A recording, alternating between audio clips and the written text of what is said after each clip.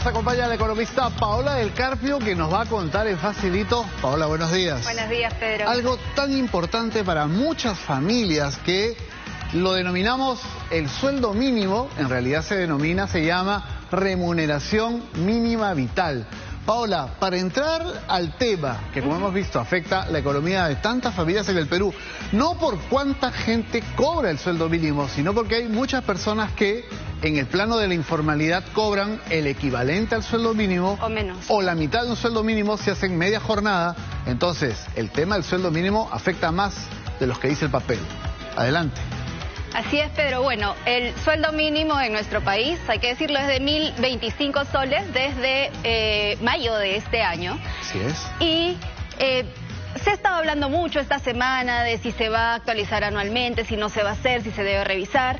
Y pues yo creo que algo importante es que entendamos más o menos a cuántas personas afecta y cuál es la lógica o qué ocurre en nuestro mercado laboral. Aquí tienes un cuadro que me llama la atención, nos llama la atención porque son un montón de personitas con colores distintos. ¿Qué significa?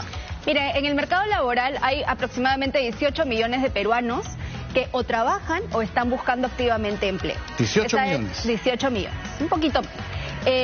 Si fueran 100 personas, 78 estarían o en el desempleo o en la informalidad, lamentablemente. A estas personas no les afecta directamente el sueldo mínimo, como bien decías, porque ellos no necesariamente, porque no están siguiendo toda la normativa laboral. Acá hay 100 personitas. Y de los que estás hablando son los que tienen color naranja, como lo ven en su casa, ¿no? Todas estas personas se encuentran en la desprotección, no tienen beneficios laborales, pueden estar ganando cerca o no tan cerca necesariamente del mínimo, pero se encuentran en la desprotección y no les afecta directamente la normativa 78. del sueldo mínimo. 78 de 100, ¿no? Del resto, que serían los asalariados y los independientes formales, solo 4 son independientes formales. 4. 2 aquí y 2 allá. Sí, 4. así es. Sin embargo, ya cuando decimos los que quedan son los asalariados formales. ¿A ellos les afecta? Pues les afecta a aquellos que están cerca de los ingresos que se parecen al salario mínimo. Los azules son los asalariados formales que ganan más de 1.100 soles. Así es, entonces a ellos no les afecta en este momento una subida del salario mínimo. ¿A quienes sí les afecta? A los asalariados formales que ganan 1.100 o menos, ¿no? Estos son 4 de cada 100 trabajadores o miembros de la PEA, que decimos. Perdón, ¿cuánto? 4 de cada 100. Entonces, en este caso vemos que esta no es necesariamente una medida que arregla las vulnerabilidades grandes de nuestro mercado laboral, que tiene que ver con la enorme desprotección en la que se encuentran todas estas personitas naranjas, ¿no? Y esto es algo en lo que sí tenemos que trabajar. Ahora, no deja de ser importante, Paola, sin embargo, porque aun cuando sean pocos, si lo llevamos a una proporción de cada 100, ¿cuántos recibirían el sueldo mínimo o su equivalente? Solo 4.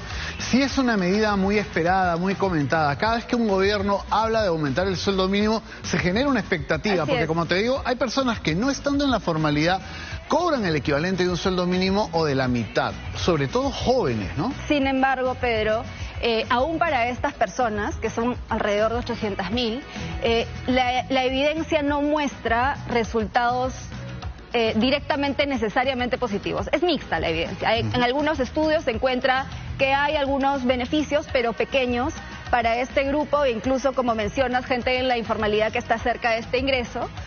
Y también hay estudios que mencionan que hay mayor incremento en la informalidad y pues mayor probabilidad de este respecto. Estamos tocando el tema porque en el gobierno se ha planteado una iniciativa, que cada año se revise un posible aumento del sueldo mínimo, porque anteriormente esta decisión ha estado supeditada al Consejo Nacional del Trabajo. Pasaba por ahí, se tomaba cada 2, 3, a veces cada 4 años. Lo que el gobierno plantea es que tratemos de que cada año se aumente el sueldo mínimo, pero eso, ¿qué implica? A ver si vemos otro gráfico, ¿cómo lo podríamos entender? A ver, pero yo creo que algo que tenemos que decir es que las realidades no cambian por decreto necesariamente, ¿no? Entonces, ¿qué pasa? Los ingresos que finalmente reciben nuestros trabajadores dependen en la práctica de su nivel de productividad, cuánto logran producir con unos recursos dados, ¿no? Y vemos que en el Perú hay mucha heterogeneidad.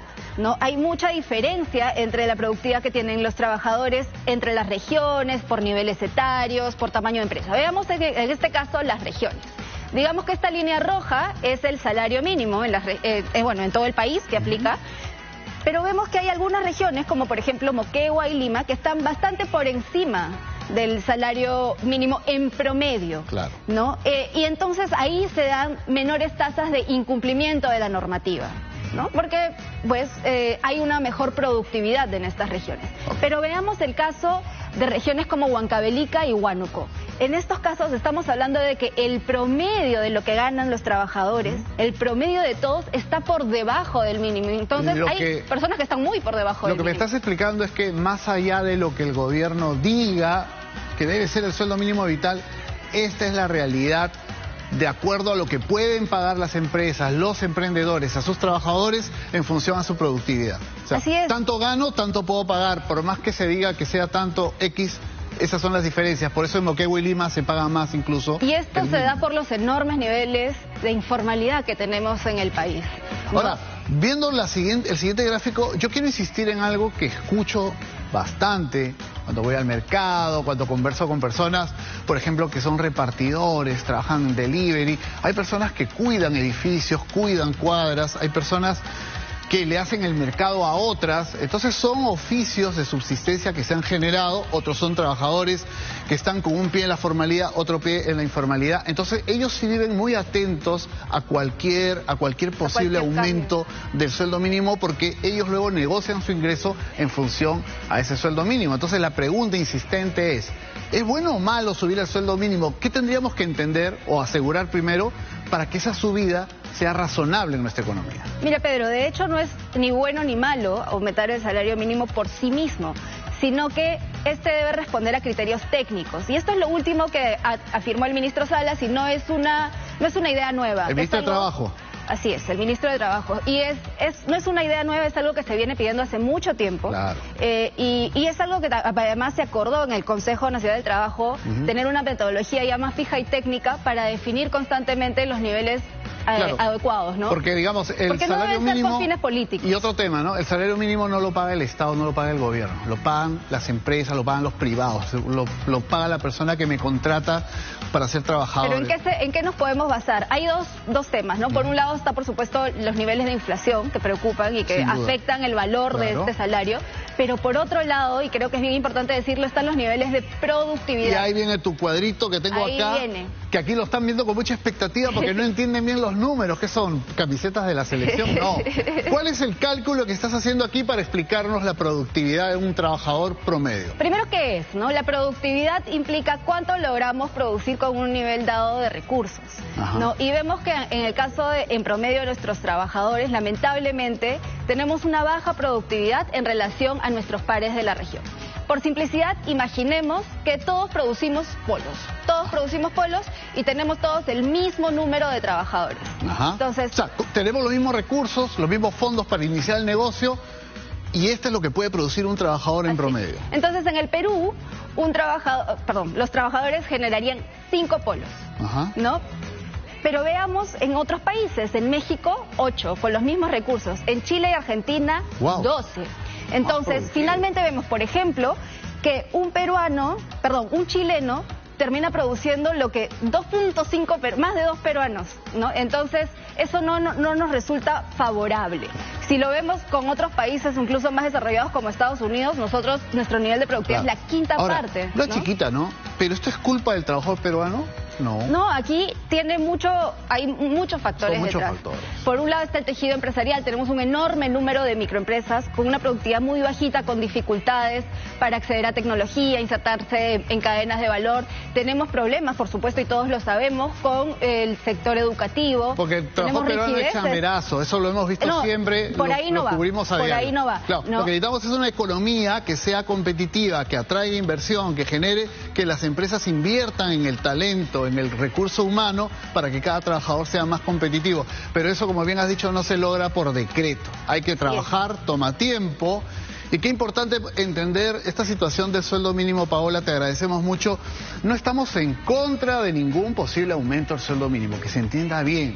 Pero como bien ha señalado Paola del Carpio, tiene que haber un fondo, tiene que haber todo un respaldo para una medida de ese tipo que no termine ahogando a trabajadores que son o muy informales o lamentablemente no producen lo que podrían producir y por tanto si se sube el sueldo mínimo se van a quedar sin chamba. Tenemos que impulsar nuestra productividad, Pedro, eso es urgente para que el país pueda crecer. Gracias, Paola, como siempre. Yo espero no haberte cortado. Tú lo explicas muy bien, yo trato simplemente de acompañarte en la explicación. Nos ha quedado bastante claro y te veremos el próximo jueves, como siempre.